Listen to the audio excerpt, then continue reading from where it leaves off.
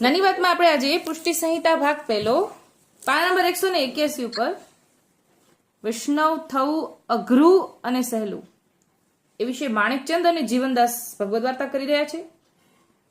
મંગળા સમયના દર્શનની તૈયારી થઈ રહી છે. મંગળાના સમયના દર્શન કીધા અને ઠાકોરજીને શ્રૃંગારના સમયના દર્શન થવાના છે. તો એ સમય બાર ભગવદ વાર્તા કરી રહ્યા છે. તો રાહ જોતા હતા, ભગવત સ્મરણ કરી રહ્યા હતા, ત્યારે માણેકચંદે જીવનદાસને કહ્યું, જીવનદાસ, તમારી વાણીનો કંઈક અનુભવ કરાવો તો સારું. ડોસાભાઈની વાણીનો મરમ જાણવો રહ્યો તો કૃપા કરીને કહો. એટલે અહીંયા માણેકચંદ જીવનદાસને કહી રહ્યા છે, જીવનદાસ ધોરાજીવાળા, કે તમારી વાણીનો કંઈક અનુભવ કરાવો. કે ડોસાભાઈની વાણીનો મરમ જાણવો રહ્યો એટલે કે ડોસાભાઈની વાણી આટલી બધી પ્રગટ થાય છે તો ડોસાભાઈને તો તમારું કારણ છે. ડોસાભાઈની છાપ જીવનદાસ એટલે કે ડોસાભાઈ જીવનદાસના દાસ એ રીતે કહે છે કે ડોસાભાઈની વાણીનો મરમ જાણવો છે. એટલે આટલી બધી ડોસાભાઈની વાણી જે પ્રગટ થાય છે એ તો તમારું કારણ છે એટલે થાય છે, તો તમે જ કંઈક સંભળાવો. કે માણેક જીવનદાસે કહ્યું, માણેકચંદ, વૈષ્ણવ પદ ગ્રહણ કરવું દોયલું છે અને સહેલું પણ છે. દોયલું શા માટે? જેમ બધા લોક વ્યવહારની આસક્તિનો ત્યાગ કરવાનો રહે, લોક કુટુંબનું છાજલું હળવું કરીને નાખીને એની હોડમાંથી બહાર ખસી જવું પડે, તેથી દોયલું કીધું છે. એટલે કે આ બધા સંસારી જીવો સાથે રહેવું, મોજ મસ્તી, સંસારાસક્ત રહેવું, સગા સંબંધીઓમાં, વ્યવહારમાં, એ બધુંય રહેવાનું આસક્તિ ઓછી થઈ જાય. વૈષ્ણવ પદ જો મળે અને પછી એ ધીરે ધીરે છૂટી જાય અને જ્યારે છોડવાનું રહે, છોડવાનો સમય હોય, છોડી રહ્યા હોય, ત્યારે એ બધાનો સામનો કરવો. આપણા મનથી તો ધીરે ધીરે છૂટતું હોય, પણ છૂટતી વખતે પણ એ બધાનો સામનો કરવો એ દોયલું છે. એટલે વૈષ્ણવ પદ દોયલું કીધું. સોયલું કેમ?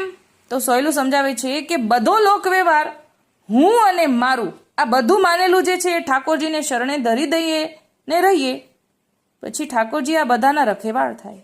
એટલે પછી જીવને કશી વાતની ચિંતા ન રહે, એટલે સોયલું થયું ગણાય. અહીંયા જીવનદાસ એવું સમજાવે છે કે સોયલું કઈ રીતે? કે ઠાકોરજીને જ આપણે સર્વ સમર્પણ કરી દીધું હોય, પછી ચિંતા છે નહીં. એકવાર સમર્પણ ભાવ આવી જાય પછી કોઈ જાતની ચિંતા નથી રહેતી. બધું જ ઠાકોરજીનું, જે આપણે અત્યાર સુધી આપણું માનીએ છીએ એ બધું આપણે ઠાકોરજીનું માનવા લાગીએ પછી ચિંતા નથી રહેતી, એટલે સહેલું બધું. અને ઓલામાં ચિંતા હોય, લૌકિક આપણે આપણું બધું હું કર્યું છે, મારા વગર થાય નહીં, મારે બધું કરવું પડશે, જવાબદારી લઈ લઈને ફરીએ, હું નહીં કરું તો એ સારું નહીં કરે, આવું બધું જો હોય ને તો એમાં ચિંતા છે, બધી ચિંતા છે, ખોટી ચિંતા છે. અને આમાં ચિંતા મુક્ત થઈ જાય કે બધું ઠાકોરજી કરે છે, આપણે માત્ર નિમિત્ત છીએ, તો એમાં સોયલું કીધું. પછી તો તેની ફકર પ્રભુ કરે, જીવે તો તેની આજ્ઞા અનુસાર સેવા, સમરણ અને તાદર્શી ભગવદીના સંગનો જ વ્યવહાર અને ભરભાર રાખવાનો રહે. જીવનું જીવન સાવ હળવું ફૂલ જેવું સુગંધમય બની જાય, પછી બધું અલૌકિક જ જાણ્યામાં આવે, તે વૈષ્ણવ પદ ગ્રહણ થયું કહેવાય.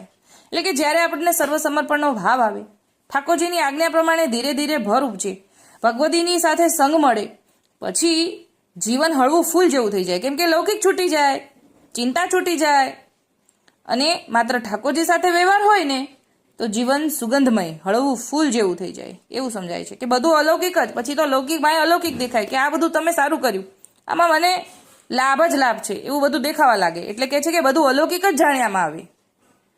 માણેકચંદે કહ્યું, જીવનદાસ, અમારે તો પાંચા બાબા ને ડોસાભાઈ તથા ધનભાઈના સંગમાં અને તેના ભાવના ભરમાં સદા રહેવાનું ઠર્યું છે. પાંચા બાબા તો કલ્પવૃક્ષ સમાન છે, તમે બધા તેના મીઠા મધુરા ફળરૂપ છો. એટલે પાંચા બાબા પોતે કલ્પવૃક્ષ છે અને એમાં ઉગેલા ફળરૂપ તમે બધા ભગવદીઓ. કલ્પવૃક્ષની છાયામાં બેસીને તેના મીઠા ફળનો રસાસ્વાદ માણવાનો રહ્યો. તમારા ભાવ અને વર્તમાન જાણીને રહીએ પછી તો તે જ રસની પ્રાપ્ત અમને થાય. એટલે કે જ્યારે ભગવદીનો ભર ઉપજે ને પછી હરેક ભગવદી પાસેથી આપણને અલગ અલગ સ્વાદ મળે, અલગ અલગ ફળની પ્રાપ્તિ થાય, તો એમાં જ આનંદમાં રચ્યા પચ્યા રહીએ. એમ કે છે કે એ જ રસની પ્રાપ્ત અમને થાય. એવો તમારો સંગ સર્વદા સુખદાયી બની રહેશે, જેથી ઠાકોરજીની લીલાનો અનુભવ સદા થતો રહે. એટલે કે જો તમે સંગમાં બન્યા રહેશો, પાંચા બાબાના સંગમાં રહ્યા આવે, ડોસાભાઈ ધનભાઈની સંગમાં રહ્યા આવે, તો પછી અમને ઠાકોરજીની લીલાનો અનુભવ સદાય થયા કરે. લીલાના જીવની સાથે વાર્તા પ્રસંગ થાય તેમ લીલાની ભાવના જાણ્યામાં આવે ને જીવનદાસ. કાલ રાતના પ્રસંગે તો ઘણું મનમાં ગૂંથાઈ રહ્યું છે. હવે એ છૂટે ક્યાંથી? એટલે આગલે દિવસે એ લોકોએ ભગવદ વાર્તા કરેલી છે.